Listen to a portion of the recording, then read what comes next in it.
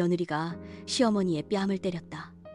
믿기 힘든 이 이야기는 단순한 해프닝이 아니었습니다. 그 시작은 아이를 낳기 며칠 전 한밤중 갑자기 병원으로 실려간 그날로 거슬러 올라갑니다. 갑작스러운 복통으로 정신조차 차릴 수 없던 그날, 저는 수술실 앞에 눕혀져 있었습니다. 산모 상태가 매우 위험합니다. 이 상태면 아이도 산모도 둘 다 위험합니다. 엄마, 어떡하죠? 수술해야 할 것 같은데요? 수술은 안 된다. 제왕절개하면 아이가 둔해진다 말이야. 자연분만 해야 똑똑한 아이가 나오는 거야. 내가 아는 분 딸이 병원을 하는데 거기로 가자꾸나. 수술은 절대 안 된다면 안 되는 거야. 어서 일어나 며느리. 저는 의식이 아득했고 남편은 눈치를 보며 움직이지 못했습니다. 시간은 흘렀고 아이의 심장 박동은 점점 느려졌습니다. 더 이상 미룰 수 없습니다. 수술 들어갑니다. 의사의 다급함에 그제야 시어머니는 고개를 끄덕였고 저는 생사를 오가는 고통 끝에 아이를 낳을 수 있었습니다. 그 순간 제 마음엔 깊은 상처가 남았습니다. 이 사람들은 나와 아이의 목숨보다 미신이 더 중요한 사람이구나. 아이를 품에 안고 남편과 함께 오랫동안 고민 끝에 이름을 지었습니다. 우리 둘만의 첫 선물이었죠. 그런데 시어머니께서 종이를 가지고 오시더니 보여주며 용한 스님께서 이름을 지어주셨다. 그 이름이 아니면 집안이 망한다. 이러는 거예요. 남편은 한참을 망설이다 결국 어머니의 뜻을 따르자고 말했습니다. 결국 아이의 호적엔 시어머니가 지어온 이름이 올라갔습니다. 하지만 집안에서 부를 땐 우리가 정한 이름을 쓰기로 했죠. 그날부터 제 마음엔 두 번째 금이 그어졌습니다. 아이 돌잔치 때도 유치원 행사 때도 시어머니는 늘 목소리를 높였습니다. 내가 아니면 이 집안이 굴러가겠느냐는 표정이었죠. 저는 갈등을 피하려 애써 웃었지만 속으로는 매번 피가 마르는 기분이었습니다. 몇 년 뒤 저는 다시 직장에 나가게 되었습니다. 아이는 학교에 다니기 시작했지요.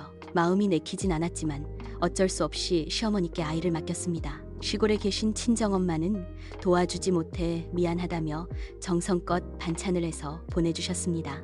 그날도 엄마에게서 전화가 왔습니다. 딸, 김치랑 나물무침, 멸치볶음 해놨으니 힘들더라도 밥은 꼭 챙겨 먹거라. 퇴근 후 집에 돌아와 냉장고 문을 열었을 때 저는 멍해졌습니다. 반찬이 보이지 않았습니다. 어머니, 혹시 반찬 못 보셨어요? 오늘 엄마가 두고 가셨다 했는데. 봤다. 근데 머리카락이 붙어있더라. 내 아들과 손주 입에 그런 걸 어떻게 넣니? 전부 버렸다. 저는 얼어붙은 듯 서 있었습니다. 아픈 몸으로 힘들게 만든 반찬이 아무렇지도 않게 쓰레기통에 버려졌다니 눈물이 솟구쳐 저는 쓰레기통을 열었습니다. 반찬통이 그대로 있었습니다. 저는 그 음식을 다시 꺼내려 했습니다. 어머, 얘 그걸 왜 꺼내니? 그건 버려야 해. 더럽다니까. 순간 제 안에서 무언가 터져나왔습니다. 이건 음식이 아니라 엄마의 마음이라고요. 저라도 먹을게요. 서로 밀치던 그 순간 제 손이 시어머니의 뺨을 스쳤습니다. 그러자 시어머니는 갑자기 크게 울부짖었습니다. 세상 어디에 며느리가 시어머니 뺨을 때리는 경우가 다 있니? 너는 너희 엄마가 그리 가르치디? 여러분, 우리 며느리가 시어미를 때려요. 네가 이 집에서 날 밀어내려고 그러는구나. 하필 그때 남편이 들어왔습니다. 화가 난 남편은 저를 밀치며 너 어떻게 우리 엄마의 뺨을 칠 수가 있어? 정신 나간 거 아니야? 라며 다그치더라고요. 저는 억울하고 분한 마음에 울부짖었습니다. 그게 아니야. 내가 때리려고 그런 게 아니야. 쓰레기통에서 반찬 꺼내려다 손이 스친 거야. 하지만 남편의 눈은 이미 차갑게 식어 있었습니다.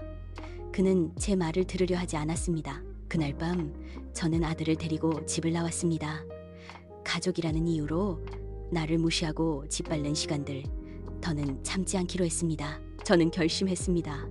더 이상 시어머니의 집안에서 남편의 그림자 안에서 제 삶을 지우지 않겠다고. 이제는 저와 제 아이의 삶을 지켜낼 거예요.